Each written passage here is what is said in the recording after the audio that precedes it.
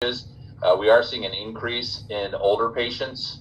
For a period of time there, when we were into June and July, we had very low hospitalizations, and they were mostly in younger, unvaccinated patients.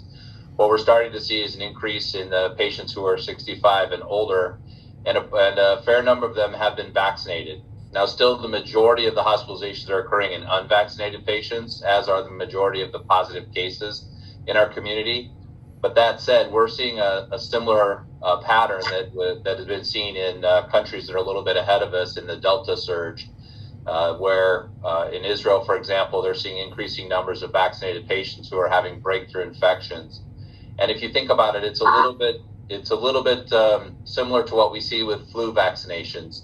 You know, the majority of healthy people who are vaccinated from flu will have a mild case or no case at all. Some of the older patients who are vaccinated for flu will develop symptoms and require hospitalization because of their underlying chronic medical conditions. So the vaccine is protective. It's still the best way to prevent symptomatic infection and to prevent hospitalization and death. But it's not a impenetrable barrier. If there's a high rate of Delta variant spread in your community, vaccinated patients can become sick, and some of them, if they have underlying chronic conditions, will require hospitalization.